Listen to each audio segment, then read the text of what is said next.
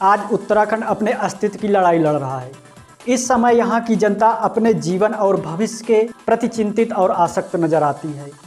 देवभूमि उत्तराखंड प्रतिदिन खतरे की ओर कदम बढ़ा रहा है। लगता है शायद इस देवभूमि से सभी देव विमुख हो गए हैं। क्या इस धरती से देवों ने अपने कदम हटा लिए हैं? आखिर क्या होगा इस देवभूमि उत्तराखंड का? क्या होगा चार धाम यात्रा के प्रवेश द्वार मतलब जोशीमठ का? क्या इसका अस्तित्व खत्म हो जाएगा? क्या भविष्य में यह हमारे नक्शे से गायब हो जाएगा?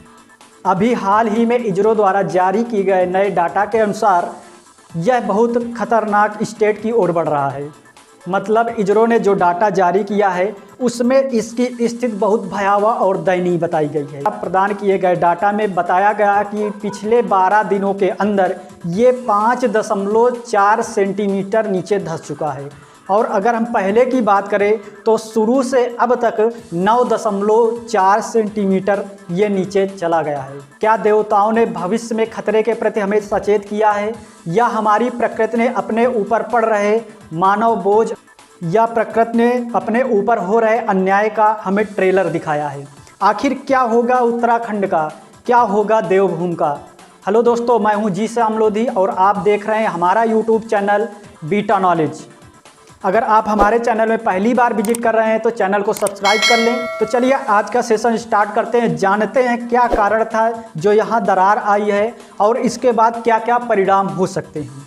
अगर हम बात करें यहाँ पास दरार की तो हम इसके पहले वाले सेशन में इसके बारे में विस्तार से बता चुके हैं। अगर आपने नहीं देखा है तो हमारे चैनल में जाएं और इसे देखें। तो दरार आने का अभी तक कोई भी साइंटिफिक कारण वहाँ की ना गवर्नमेंट ने बताया, ना जितने भी डेलीगेशन या जितनी भी एजेंसियाँ वहाँ गई हैं अभी तक किसी ने नहीं बताया है। लेकिन हमने कुछ भौगोलिक विश्लेषण के आधार पर आपको बताया था क्या क्या घटनाएं हो सकती हैं। उनमें से एक घटना हो भी चुकी है, वो भी भूकंप आने की। तो अभी 12 तारीख को वहाँ भूकंप के झटके महसूस किए गए। इस भूकंप का केंद्र हिमाचल प्रदेश में था, लेकिन झटके यहाँ तक महसूस किए गए। तो ये धंस क्यों रहा है? तो जितना भी उत्तराखंड का एरिया है यह हिमालय क्षेत्र के अंतर्गत आता है, हिमालयी प्रदेश के अंतर्गत आता है। हिमालय कंटिन्यू अपना विस्तार कर रहा है। और कहा जाता है जो जोशीमठ एरिया है इसकी जो संरचना है लैंडस्लाइड से हुई। मतलब कभी पहले लैंडस्लाइड हुआ था और वो परत आकर नीचे आ गई है, जिस पर जोशीमठ एरिया इस समय स्थित है। क्योंकि जितना भी हिमालयी बेल्ट है ये आता अशांति क्षेत्र, मतलब इस पे विस्तार जारी रहता है। और हिमालयी क्षेत्रों में जितने भी भवन बनते हैं इनमें कभी ना कभी क्रैक आता है।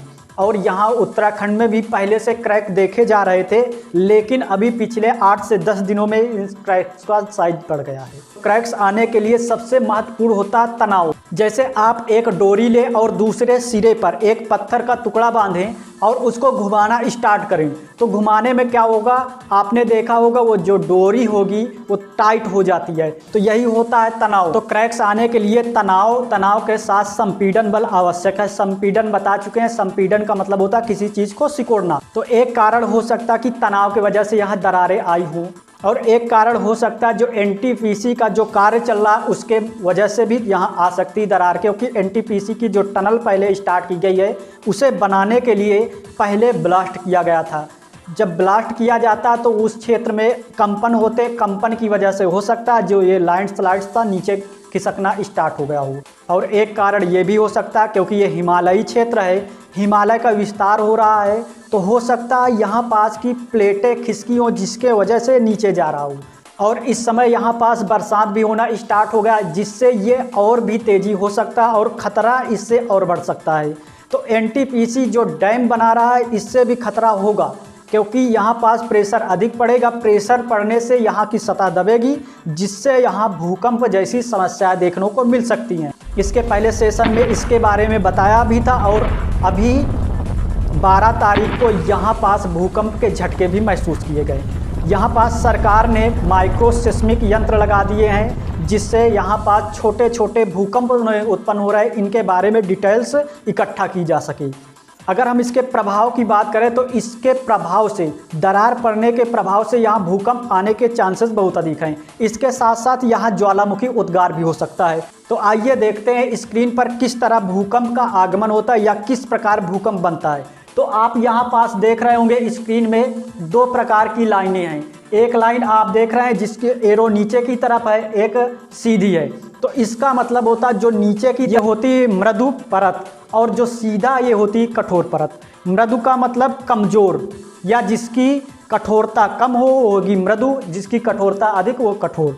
तो इसमें क्या होता है जब दो प्लेटें आपस में टकराती हैं, क्योंकि भारतीय प्लेट एक हो गई यूरेशियन प्लेट, और इन्हीं दोनों के कम्बिनेशन से या जब दोनों आपस में टकराई हैं तो वलय पड़ा, वलय की वजह से हिमालय का निर्माण हुआ है। तो उसी तरह अब क्या होगा, ये दोनों प्लेटें टकरा रही हैं तो जो मृदु प्लेट है वो नीचे जाएगी।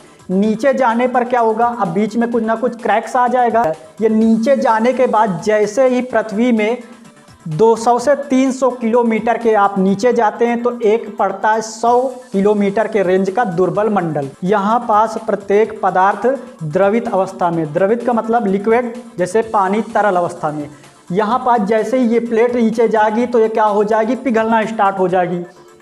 जब पिघलेगी तो यहाँ पास कुछ गैसें निकलेंगी, जब पिघलेगी तो गैसों का विस्तार होगा। जब गैसों का विस्तार होगा तो जहाँ पास ये अभी टूट कर नीचे आई है, ये बीच में जैसे आपको क्रैक दिख रहा है, तो क्या करेगी, ये गैसें निकलने का कोई रास्ता ढूंढेंगी, तो सबसे सरल माध्यम ढूंढेंगी। तो जहाँ पास से क्रैक हुआ है तो यहीं पास से क्या होगा, उनको थोड़ी जगह समझ में आएगी, मतलब पतला समझ में आएगी, और यहाँ से निकलने के लिए प्रेशर तेज़ी के साथ ऊपर को लगाएंगी, जिससे क्या होगा, यहाँ चारों तरफ के एरिया में एक झंझनाहट का मतलब कंपन पैदा होगा, जिसे कहते हैं भूकंप। तो यहाँ पास इस एरिया में भूकंप आने के चांसेस अधिक है। अगर दूसरे प्रभाव की बात करें तो इसमें एक संभावना और भी है, क्योंकि अभी तो भूकंप आ चुका, झटके महसूस किए जा सकते हैं, हो सकता है यहाँ प्रतिदिन भूकंप आते हों, तो इसके लिए सरकार ने एक यंत्र भी लगा दिया है, माइक्रोसिस्मिक यंत्र भी लगा दिया है। अब दूसरा प्रभाव क्या होगा, ज्वालामुखी, क्योंकि ज्वालामुखी का निर्माण ही एक भूकंप का रूप होता है। जब कहीं भूकंप आता है तो वहाँ पास 90% चांस होते हैं कि ज्वालामुखी ऊपर निकलेगा, लेकिन अभी तक ये हिमालयी बेल्ट है जहाँ यहाँ पास किसी भी प्रकार का कोई ज्वालामुखी नहीं है। केवल भारत में एक सक्रिय ज्वालामुखी है, वो है बैरन द्वीप पर, जो अंडमान निकोबार द्वीप समूह में स्थित है। अब देखो ज्वालामुखी कैसे निकलेगा, तो जैसे ये प्लेट नीचे गई, नीचे जाने के बाद ये क्या हो गई, गल जाएगी, मतलब द्रवित या तरल अवस्था में हो जाएगी। तो ये क्या करेगी, यहाँ पास गैसों का विस्तार होगा, गैस निकलने के लिए मार्ग ढूंढेंगी। तो जैसे ही गैसें बाहर पास हो जाएंगी, अगर गैसें यहाँ से बाहर पास हो गई तो यहाँ से 100% ज्वालामुखी निकलेगा।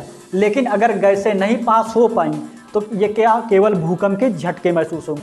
तो यही द्रवित पदार्थ बाहर निकलना स्टार्ट करेगा, और इसी छिद्र से बाहर जब निकलने लगता है, इसे कहते हैं ज्वालामुखी।